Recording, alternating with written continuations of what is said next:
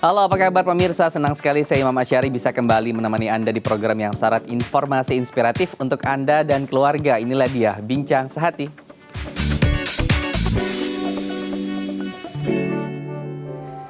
Ya pemirsa, Bincang Sehati sebentar lagi kita akan memasuki tahun baru 2021. Penting untuk kita menghadirkan semangat baru dalam keluarga. Terlebih selama ini kita sudah menjalani masa pandemi yang mungkin juga akan terus kita alami sampai dengan 2021 nanti. Nah, semangat baru seperti apa sebetulnya yang bisa kita hadirkan ke dalam keluarga? Nanti kita akan bahas ya dalam tema kita hari ini. Tapi sebelum itu saya akan menghadirkan beberapa fun fact seputar kebiasaan keluarga. Nah, kita mulai dari fun fact yang pertama. Kebiasaan dalam keluarga adalah salam khas keluarga. Ini biasanya ditemukan di beberapa kebudayaan, seperti misalnya di kebudayaan Arab, ada cium pipi kanan, cium pipi kiri. Di Indonesia, di Nusantara, kita ada cium tangan, begitu. Nah, banyak lagi sebetulnya budaya-budaya lain yang sebetulnya itu bisa menghangatkan dan juga mengakrabkan keluarga. Nah, ini perlukah nanti kita hadirkan semangat seperti ini gitu ya di tahun yang baru. Nah, nanti kita akan bahas bersama pakar. Kemudian fun fact yang kedua adalah kebiasaan membaca bersama. Sebetulnya sekarang sudah jarang ya kita lihat kebiasaan kita membaca bersama. Kebanyakan kita dan anak-anak mungkin lebih fokus kepada gadget ataupun handphone. Nah, bisa nih sebetulnya kebiasaan seperti ini kita munculkan kembali dengan menyediakan perpustakaan kecil di sudut rumah kita untuk kemudian kita melakukan aktivitas bersama membaca sesuai dengan usia tadi ya. Untuk anak-anak mungkin bisa komik atau buku bergambar, dan untuk kita yang dewasa bisa untuk motivasi dan beberapa hal seputar bisnis. Kemudian fun fact yang ketiga adalah ulang tahun adalah waktu wajib berkumpul. Nah, penting nih untuk kita sama-sama berkumpul saat ada salah satu anggota keluarga kita yang ulang tahun. Katakan misalnya istri ataupun ibu sedang berulang tahun, ini bisa dibiasakan kembali untuk kita berkumpul bersama. Tidak hanya untuk hari raya saja, tetapi hari-hari seperti ulang tahun bisa juga nih menjadi momen untuk kita saling menghangatkan satu sama lain. Kemudian fun fact yang ketiga adalah berbagi kepada sesama. Mengajak keluarga untuk kemudian kita berbagi bersama ke panti ataupun berbagi makanan di jalan kepada para pekerja harian. Ini juga bisa menimbulkan tadi semangat berbagi untuk kita bersama, dan juga tadi menghangatkan keluarga, mengintrospeksi diri kita, memotivasi diri kita juga bahwa penuh syukur sebetulnya di keluarga ini karena masih banyak lagi keluarga-keluarga lain juga yang membutuhkan, dan mungkin dari segi ekonomi tidak sebaik keluarga kita. Yang kelima adalah merayakan pencapaian. Nah, ini jarang ya kalau di budaya kita merayakan pencapaian, misalnya seperti lulus kuliah ataupun naik jabatan. Nah, ini penting untuk kemudian kita hidupkan kembali yuk di keluarga di tahun 2021 melakukan perayaan pencapaian. Tidak perlu dengan perayaan yang terlalu mewah, bisa juga misalnya di rumah dengan persiapan atau dekorasi yang sederhana, kemudian dengan makanan yang sederhana dan doa bersama. Nah, ini penting sebetulnya untuk kita kemudian hidupkan kembali di tahun 2021. Nah, nanti di segmen berikutnya kita akan berbincang dengan pakar seputar fun fact yang tadi saya bacakan. Untuk Anda yang tertarik dengan tema kita hari ini, bisa menghubungi kami di 021 290 32644 atau bisa melalui Instagram kami di @bincangsehati.tv. Kita harus jeda dulu ya pemirsa, tetap bersama kami di Bincang Sehati.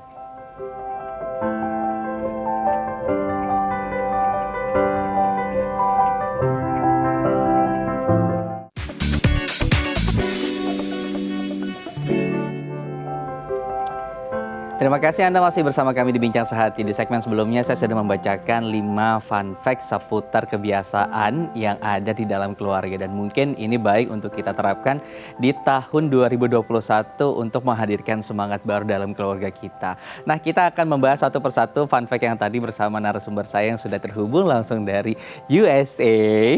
Ini ada Mbak Novita Tandri selaku seorang psikolog. Selamat sore ya Mbak Novita Tandri. Halo, apa kabar? Halo Mas Imam, apa kabar? Salam ya, saya lagi di jauh nih. Jauh sekali, kita terpaut benua ya, berbeda benua dan kita live hari ini bareng. Terima kasih sudah meluangkan waktu loh Mbak Novita. Oke, kita bahas satu persatu fun fact yang tadi saya bacakan ya. Yang pertama adalah salam khas keluarga Anda. Nah, sebetulnya seberapa penting sih untuk kita kemudian menghadirkan salam-salam khas untuk keluarga kita? Karena kita tahu setiap budaya punya salam-salam sendiri nih gitu. Itu sebetulnya ada korelasinya tidak sih sebetulnya untuk meningkatkan kehangatan kita dalam keluarga?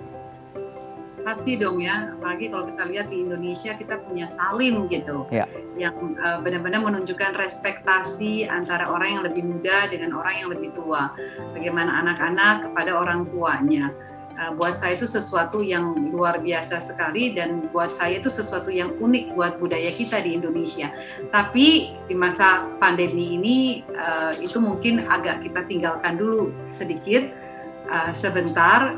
Cukup dengan namaste, cukup dengan menangkupkan kedua tangan untuk saat ini kalau buat saya ya, tapi tidak melupakan salam yang menjadi budaya kita, yaitu salim atau bahkan cipika-cipiki ya.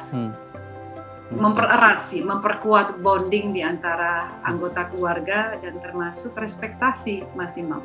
Oke, jadi sebetulnya berkorelasi, tetapi untuk pandemi untuk sementara tidak apa-apa kita menjaga jarak dulu gitu ya. Nanti setelah pandemi bisa kemudian kita hadirkan kembali salam khas keluarga. Termasuk misalnya di Amerika juga banyak ya salam-salam khasnya, terutama banyak dari pukulan tangan atau seperti apa. Wah banyak sekali, mungkin kalau misalnya kita mau runtut nggak akan cukup durasi kita di segmen ini. Oke, kita masuk ke fun fact berikutnya Mbak Novita, adalah kebiasaan membaca bersama. Seberapa penting sih sebetulnya kebiasaan ini kemudian menghangatkan keluarga kita dengan cara membaca bersama? Membaca bersama juga termasuk kebiasaan yang saya terapkan di dalam keluarga saya dan juga kepada anak-anak. Ini khususnya yang saya lagi tengokin nih hari ini, Jojo, Jocelyn. Dari kecil saya bacakan buku cerita sebelum tidur atau kapan aja sih momennya bisa dipakai. Dan itu mempererat bonding antara orang tua dan anak. Dari sana keakraban dan anak juga jadi bisa berkomunikasi secara, jadi skill, keterampilan berkomunikasinya juga jauh lebih baik.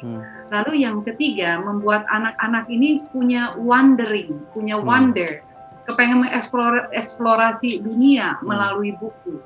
Dan kecenderungan anak-anak yang suka membaca yang ditularkan dari orang tua biasanya menjadi anak-anak yang lebih cerdas secara kognitif dibandingkan dengan anak-anak yang tidak membaca. Jadi budaya membaca itu betul-betul memang mempererat, bahkan membuat anak-anak menjadi cerdas. Baik. Harus dipertahankan.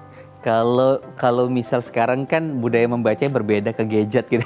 Sebetulnya ya dengan berkumpul bermain gadget bersama seperti itu sama tidak efeknya nanti dengan kegiatan membaca bersama yang harusnya menjadi budaya di negara kita atau di negara maju seperti Amerika dan Eropa sudah menjadi budaya? Sebenarnya nggak jadi masalah, kita bicara teknologi, kita bicara gadget, kalau dipergunakan dengan positif, dengan baik, tentunya akan menjadi baik ya. Seperti pedang bermata dua ya, pisau bermata dua, bisa menjadi positif, bisa menjadi negatif.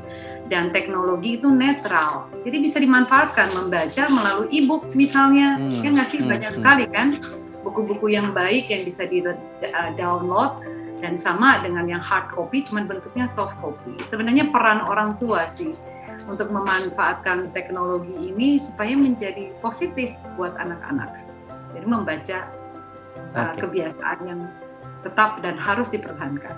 Baik, apapun bentuknya, baik itu yang di print out ataupun tadi ya, yang soft copy secara digital bisa langsung digunakan gitu ya, metode seperti itu. Sebetulnya kalau kegiatan seperti ini itu disarankan untuk usia berapa tahun ya? Atau misalnya anak-anak sudah dewasa pun masih bisa kita jadikan momentum berbaca bersama? Dari usia 0 sebenarnya, membaca cerita itu bisa dilakukan sejak sangat dini sekali. Sesuai dengan tahapan usia tumbuh kembangnya ya. Bercerita akan berkembang pada saat anak-anak memasuki usia remaja, dan akan menjadi kebiasaan yang baik pada saat masuk usia dewasa. Jadi anak-anak terbiasa untuk mencurahkan isi hatinya. Karena sering sekali dalam ruang konseling saya, orang tua selalu bilang, saya kepengen dong anak saya bisa curhat, saya kepengen dong anak-anak saya bisa menceritakan apapun gitu yang ada di pikiran dalam hatinya kepada orang tua. Tapi susah sekali suruh anak bercerita. Nah, ini kebiasaan baik dengan bercerita, dengan membaca buku maupun dalam bentuk e-book itu bisa dibiasakan dari kecil sehingga anak-anak bisa membentuk satu kebiasaan yang baik sampai dewasa. Kalau belum bercerita kepada orang tua, dia akan merasa ada sesuatu yang kurang. Ayo Mas Imam, kapan terakhir bercerita sama mama? Kapan ya terakhir? Oke, biasa saat makan ya, tapi mungkin budaya membaca bersamanya ini kurang ya kalau di keluarga saya. Oke, nanti mungkin saya akan tularkan untuk anak-anak. Oke, baik. Mbak Novita, yang ketiga kemudian adalah ulang tahun adalah waktu wajib berkumpul. Nah, ini di budaya kita juga sebetulnya sudah banyak kan yang menerapkan seperti itu. Tapi kemudian untuk kita ingatkan kembali, seberapa penting sih sebetulnya kita menghadirkan keluarga saat kita merayakan momentum seperti ulang tahun contohnya. Iya, kalau bicara momentum lahir ke dalam dunia ini tentunya tidak luput daripada peran keluarga ya. Kita lahir di dalam dunia ini karena adanya keluarga, adanya orang tua, adanya ayah, adanya ibu. Dan momentum lahir dan dirayakan di dalam keluarga menjadi momentum di mana kita bisa merayakan hari kelahiran kita di dalam keluarga tersebut, merayakannya dengan bertemu, dengan berkumpul. Nah, kalau sekarang momentum ini menjadi mungkin sama seperti kita hari ini melalui Zoom gitu ya, dengan jarak jauh, nggak masalah gitu. Tapi merayakan dan memperingati bahwa saya lahir di dunia dengan satu tujuan, dengan satu makna, dengan satu arti, bahwa saya diterima di dalam keluarga dan diselebrasi, dirayakan di dalam keluarga karena saya merayakan cinta kehadiran kedua orang tua dari sel sperma, sel telur, dan akhirnya hadir di dalam keluarga sebagai buah cinta dari orang tua. Kebiasaan yang baik. Oke, jadi sebetulnya menjadi pengakuan nanti untuk diri dia sendiri juga saat ulang tahun itu dirayakan dan berkumpul bersama keluarga mereka. Kemudian yang keempat adalah berbagi kepada sesama yang membutuhkan. Nah, ini kan biasa kalau kita melakukan kegiatan charity atau sosial, mengikuti misalnya lembaga dari kantor ataupun kegiatan sosial organisasi gitu. Nah, seberapa penting kemudian kita mengajak keluarga kita juga untuk bergabung dalam pola kegiatan charity seperti ini? Baik banget ya. Jadi being grateful, mengajarkan anak-anak untuk bersyukur. Be grateful bahwa dalam hidup ini sesekali bisa melihat ke atas untuk memotivasi kita, mendorong kita untuk menjadi lebih baik dalam artian pencapaian mungkin dalam studi, pencapaian dalam jabatan, dalam karir dan lain sebagainya. Tapi sesekali juga melihat ke bawah untuk orang yang mungkin kurang beruntung dibandingkan dengan kita yang prasejahtera. Sehingga setiap saat kita bisa menghitung berkat yang ada di dalam hidup kita. Jadi perayaan dengan kebiasaan memberi bantuan, memberi apa yang kita punya sedikit kepada orang-orang yang memang berkekurangan, buat saya menjadikan kita menjadi semakin kuat dan semakin bersyukur dan terus untuk bisa menjadi lebih baik bahwa oke, saya hari ini paling tidak saya punya kesehatan. Apalagi di masa pandemi COVID-19 ini ya, menjadi bersyukur itu menjadi begitu pentingnya. Menghargai apa yang kita punyai, kita masih bisa bernapas, bisa sehat, saya masih bisa Zoom dengan Mas Imam berkenalan, saya masih bisa punya rumah walaupun mungkin sederhana gitu, saya masih bisa punya keluarga, menghitung berkat, being grateful menjadi sesuatu dan kebiasaan yang begitu baik. Dan itu bisa di-trigger dengan kegiatan charity tadi, karena kita bisa melihat orang-orang yang mungkin keberuntungannya tidak seberuntung diri kita dan keluarga. Oke, yang terakhir, merayakan pencapaian ini sebetulnya sama ya seperti tadi merayakan ulang tahun ya. Ini merayakan pencapaian, selebrasi juga. Tapi kemudian bagaimana menghadirkan perayaan ini agar nanti anak-anak juga tidak merasa setiap mereka mencapai sesuatu harus ada selebrasi. Ya, selebrasinya tidak perlu harus dengan hal yang mewah, yang mahal, harus dengan benda, harus dengan materi, harus dengan uang. Tapi selebrasi bisa dengan sekedar hanya kita makan, mungkin malam hari ini makanannya jadi lebih menunya lebih lengkap. Dengan kalau buat saya dengan mimik, dengan pelukan, dengan tatapan kontak mata, bahwa betapa bangganya orang tua atas achievement, atas pencapaian anak-anaknya, dan sebaliknya anak kepada orang tua, itu kalau buat saya jauh daripada cukup, lebih daripada cukup. Karena terkadang dalam hidup ini bukan segala sesuatu harus diukur daripada materi. Iya. Dan kalau ini dibiasakan dari kecil, anak-anak akan mengharapkan rewardnya itu, mengharapkan hadiahnya itu, materinya itu, sehingga esensi daripada apa yang dia capai akhirnya tidak menjadi penting, tapi yang ditujukan adalah hadiahnya.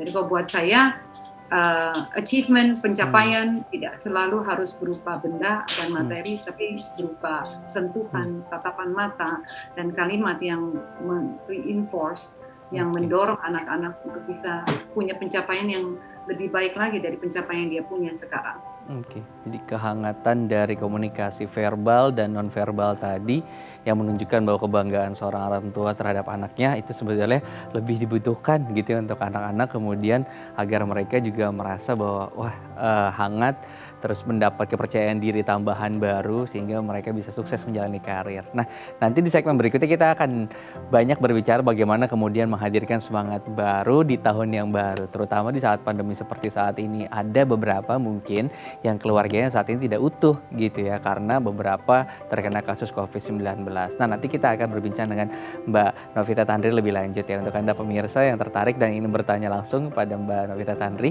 bisa menghubungi kami di 021 290 32644 atau bisa DM kami melalui Instagram kami di @bincang sehati.id. Tetap bersama kami di Bincang Sehati.